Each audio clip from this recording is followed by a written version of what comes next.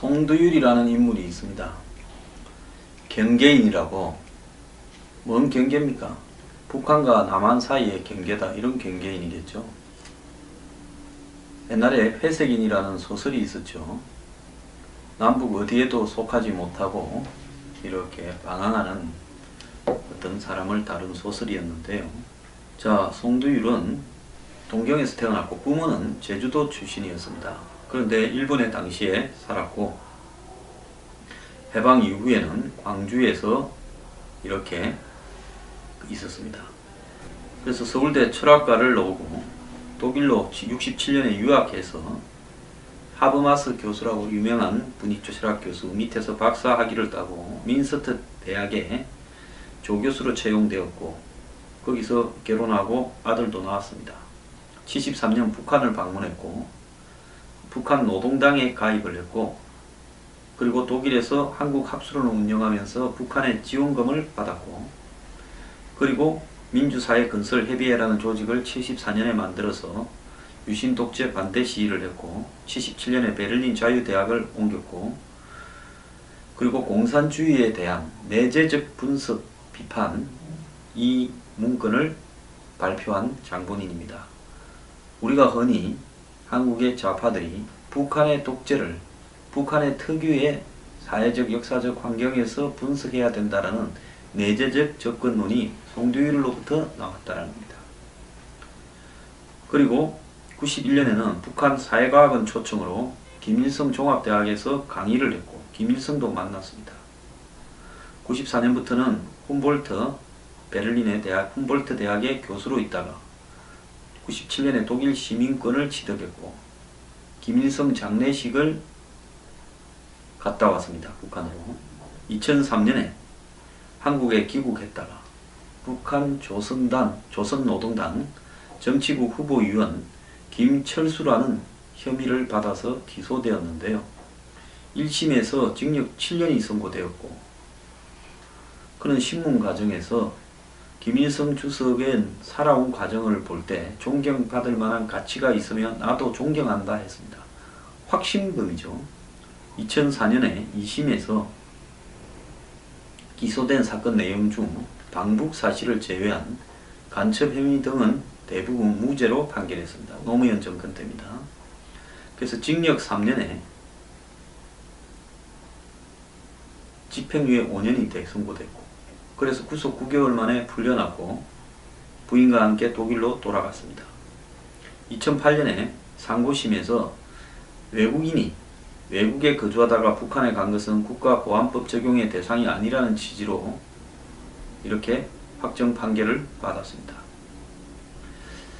자, 한마디로 북에 경사되어 있는 인물입니다. 우리 사회는 이런 인물들을 마치 엄청난 지식인인 것처럼 포장하고 또 그 양심적인 인물로 포장을 합니다. 이 사람은 남과 북 중에서는 북을 택했고 북의 김일성을 존경한다라고 말을 한 사람입니다. 자, 이런 사람이 남한의 일부 지식인들의 일종의 우상처럼 되어 있고 이 사람의 자전적 에세이가 출판되어서 잘 팔리고 더 나아가서 최근에는 인터뷰에서 내 영혼은 갈라진 영토 한쪽에 갇혀있지 않을 거라고 이야기를 했습니다. 경향신문에 인터뷰를 했는데요. 촛불 대선에서 진보가 승리해도 수구의 저항이 만만치 않을 것이라고 말을 했습니다. 그는 37년 만에 귀국했을 때 경험한 한국 사회의 야망과 광기는 여전하지만은 그래도 언젠가는 경계인이 사회 갈등을 해소하는 힘이 될 날이 오리라 믿는다고 이야기를 했습니다. 여기서 죄송한 이야기지만은 송두율은 경계인이 아니라 북의 경사된 경사인입니다. 저는 이념적으로 종북이라는 말도 사람을 단죄하기는 매우 꺼리는 사람입니다. 송두율과 같은 경사인이 경계인을 자처하면서 한국의 사회 갈등에 힘을 보태는 날이 오지 않기를 바랍니다. 그는 이번 대선과 관련해서 대선에서 진보 진영이 승리한다 해도 노무현 정부에서 보았듯이 보수 세력의 저항이 만만치 않을 것이다.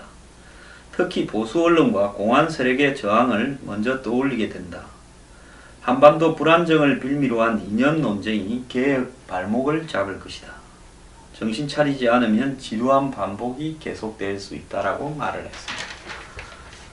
자, 노무현 정권이 실패한 것은 보수 세력의 저항 때문이라기보다는 통제되지 않는 노무현 정권의 언행과 더 나아가서 정권 내부에서 벌어진 재벌과의 유착, 특정 재벌의 앞잡이 노릇을 한 행태, 그리고 한마디로 수구 기득권의 도구 역할을 수행했기 때문에 노무현 정권이 무너졌습니다. 말로는 서민과 소외된 자를 위한다면서 정권의 핵심들이 한 행태는 우리 사회의 기득권 편에 서서 영리병원을 추구하고 전국토를 부동산 투기판으로 바꾸고 심지어 행복도시조차 투기판으로 바꾸었습니다. 그러면서 재벌의 이익을 반영하기 위해 온갖 부분에 충실하게 봉사를 했고 역대 정권의 적폐에 방불케 하는 부패 의혹도 곳곳에서 발생을 했습니다. 그래서 무너진 것이지 무슨 수구 세력의 보수 세력의 저항으로 무너졌다. 저는 그렇게 보지 않습니다. 그러면서 한국 사회 진보의 원동력으로 젊은 세대들이 분노하고 저항하고 새로운 정치 문화를 만들어야지 여기서 좌절하면 안 된다라고 이야기를 하고 있습니다. 자, 보안법이 이슈가 안 되는 대선이 역사의 퇴보 가능성이 있다라고 이야기도 하기도 하고 북한을 비판하기 위해서라도 만나서 대화하고 이해를 해야 된다. 구치소에서 한국 사회에 민낯을 봤다라고 이야기를 했습니다. 자, 이 사람의 말 중에서요. 북핵 문제에 대해서 언급한 말에 이 사람의 속셈이 다 담겨 있습니다. 북한이 핵 개발을 가속화하고 있어 포용 정책이 불가능하다라고 하는 사람이 많다 하니까 핵을 소유한 북한은 이전의 북한과는 질적으로 다른 상대다. 그 핵 포기를 절대적 전제로 놓고는 결코 북한을 움직일 수 없다. 아무것도 할 수 없다고 손을 놓거나 미국의 눈치를 보면서 중국에 북한의 핵을 포기하라는 압력만 넣어달라. 이렇게 간청할 수도 없는 처지 아닌가. 햇볕 정책을 넘어서야 된다. 미국과 중국의 헤게모니 쟁탈 시대에 걸맞는 평화 정책의 동력을 남북한이 함께 준비하는 것이 급선무다. 말입니까? 똥입니까? 무슨 소리입니까 이게? 아니 핵을 포기하지 않는다고 평화 정책으로 가라고요? 핵을 인정해주고 그래 인정 다 해줄게. 예?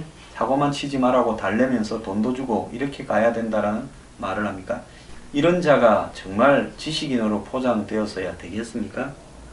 북한을 내재적으로 이해하는 것이 중요하다라고 하는 문제에 대해서 북한 사회를 내재적으로 보자는 것은 북한의 모든 것을 옹호한 것이라는 비난이 많았는데 내재적인 관점은 일방적으로 타자의 모든 것을 인정하라는 것이 아니다. 내재적이란 말 속에 경험적이라는 뜻이 들어있다.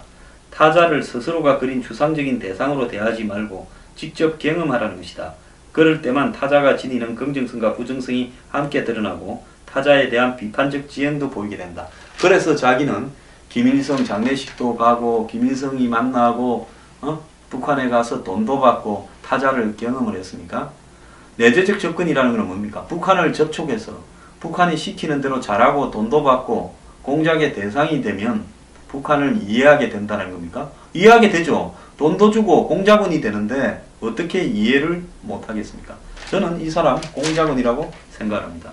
정권이 설사 바뀐다 하더라도 이런 사람들에게 한마디로 설치는 꼴을 보기 싫어서 그렇게 정권이 바뀌는 걸 두려워하는 사람도 많습니다. 저는 설사 문재인 후보가 대통령이 된다 하더라도 과거의 노무현 정권처럼 되지 않으려면 주변에 이런 사람을 다 드러내야 그래도 정권이 굴러갈 수 있을 거라고 생각을 합니다. 이런 사람들에 대한 인정부터 비롯해서 온갖 이런 류의 인간들이 설치는 세상이 오게 되면 그때는 초반부터 국민들의 저항에 부딪혀서 정권이 제대로 굴러갈 수 없을지도 모릅니다. 어제 탈북자 3,000명이 문재인 당선되면 집단 망명을 하겠다 이렇게 이야기를 했는데요. 이들은 그 이유로서 보수를 괴멸시키겠다라는 표현들을 들었는데 한 사례를 들었습니다. 노무현 정권 임기 종료를 17일 남긴 2008년 2월 8일 고무보트를 탄 북한 주민 가족 청소년 22명이 한국 해군에 구조된 적이 있다. 그런데 당일 오후 10시 30분 이들을 판문점을 통해서 모두 12시간도 안 되는 속에 돌려보내버렸다. 탈북자들은 한국에 입국하면 3개월 동안 조사를 받는 게 원칙인데 강제 북송을 한 거 아니냐 이렇게 비판을 했습니다. 이들이 북한에 돌아갔는데 어린이 2명이 포함된 22명이 다 처형됐다고 하고 이들을 당시 돌려보냈는데 청와대가 주도했다라는 이야기가 있다 이렇게 말을 했습니다. 그래서 문재인 후보가 대통령이 된다면 자신들을 비롯한 탈북자 3,000명은 미국, 유럽, 캐나다 등에 망명 신청을 하려고 한다라고 이야기를 하고요. 자, 이들이 이렇게 하는 것은 노무현 정권은 국내에 정착한 탈북자들에게 부여한 주민등록번호를 쉽게 식별할 수 있도록 했다. 이 때문에 중국에서 탈북자 활동을 하던 탈북자 지원 활동을 하던 사람들이 중국 공안과 북한 보위부에 체포됐다라고 주장을 했습니다. 2005년부터 2007년까지 2년 동안 1000명의 탈북자가 행방불명된 것으로 추정된다면서 경찰, 통일부, 행정자치부 등 관련 기관은 실종된 탈북자의 명단을 조속히 밝히라고 이야기했습니다. 그러면서 국정원 개혁과 국가보안법을 철폐하고 탈북자를 제거하기 위한 암살팀이 마음대로 한국에 설치면서 납치 암살을 하게 한다면 탈북자들은 과거의 사례를 봐서 지금 위협을 받고 있다라고 말을 하면서 생명까지 유지될 수 없는 상황에서 망명을 할 수밖에 없다라고 이야기를 했습니다. 자, 송두율의 개개인이라고 한국의 진보 좌파에서 떠받들어지는 최고의 지식인인 척 포장하면서 문재인 정권이 출방을 하더라도 수구의 저항이 만만치 않을 거다. 이들을 분쇄해야 된다고 독려하고 있습니다. 그러면서 북한을 독재도 이해하고 핵도 이해하고 모든 것을 이해하자고 합니다.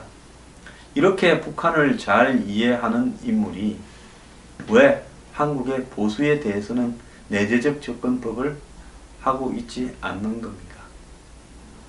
자, 우리 사회에 송두율이 다시 등장하는 부분, 탈북자들이 망명을 하겠다는 부분, 정권이 바뀔 수 있어요. 잘못하면 바뀌어야죠.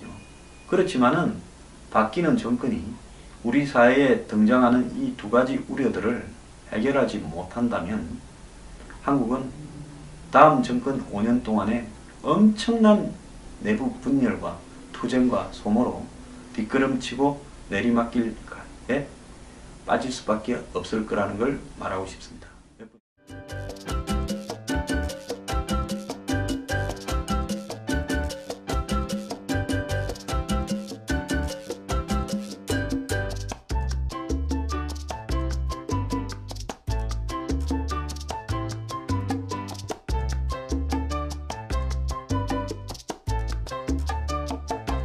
일부 지식인들의 일종의 우상처럼 되어 있고 이 사람의 자전적 에세이가 출판되어서 잘 팔리고 더 나아가서 최근에는 인터뷰에서 내 영혼은 갈라진 영토 한쪽에 갇혀있지 않을 거라고 이야기를 했습니다. 경향신문에 인터뷰를 했는데요. 촛불 대선에서 진보가 승리해도 수구의 저항이 만만치 않을 것이라고 말을 했습니다. 그는 37년 만에 귀국했을 때 경험한 한국 사회의 야망과 광기는 여전하지만은 그 그래도 언젠가는 개개인이 사회 갈등을 해소하는 힘이 될 날이 오리라 믿는다고 이야기를 했습니다. 여기서 죄송한 이야기지만은 송두윤은 개개인이 아니라 북의 경사된 경사인입니다. 저는 이념적으로 종북이라는 내재적 접근론이 송두윤으로부터 나왔다는 겁니다.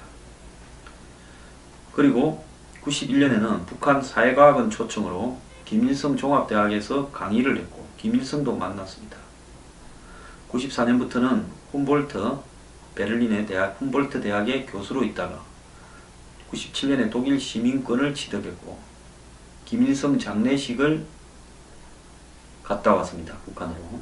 2003년에 한국에 귀국했다가 북한 조선노동당 정치국 후보위원 김철수라는 혐의를 받아서 기소되었는데요. 1심에서 징역 7년이 선고되었고 그는 신문 과정에서 김일성 주석의 살아온 과정을 볼 때 존경받을 만한 가치가 있으면 나도 존경한다 했습니다. 확신범이죠. 2004년에 2심에서 기소된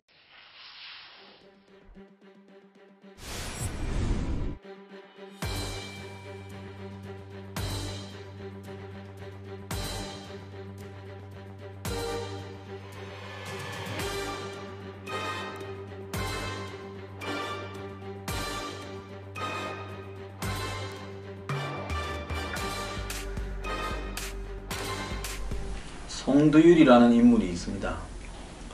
경계인이라고. 뭔 경계입니까? 북한과 남한 사이의 경계다, 이런 경계인이겠죠. 옛날에 회색인이라는 소설이 있었죠. 남북 어디에도 속하지 못하고 이렇게 방황하는 어떤 사람을 다룬 소설이었는데요.